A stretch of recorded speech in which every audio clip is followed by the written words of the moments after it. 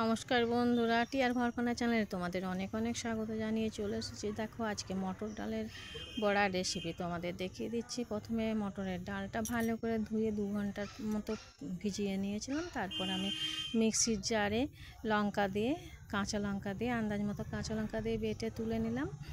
দেখো এবার বাটাটা আমার হয়ে গেছে। এবার আমি এর সঙ্গে আরও কিছু অ্যাড করে নেব। তার আগে কড়াই বসিয়ে দিলাম, কড়াইয়ে তেলটা গরম হতে দিলাম। আর এদিকে হলুদ, আন্দাজ মতো নুন, আন্দাজ মতো একটু কালো জিরে, একটু গোটা জিরে দিয়ে নিলাম, একটু চিনি আর দিয়ে নিলাম একটু খাবার সোডা।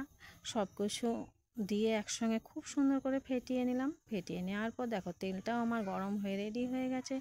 একে একে এইভাবে সব দিয়ে দিচ্ছি।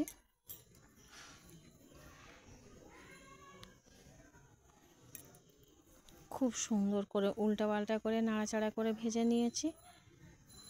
বন্ধুরা, তোমরা কে কোথা থেকে দেখছো অবশ্যই একটা কমেন্ট করে আমাকে জানাতে ভুলবে না, একটা লাইক করে যাবে।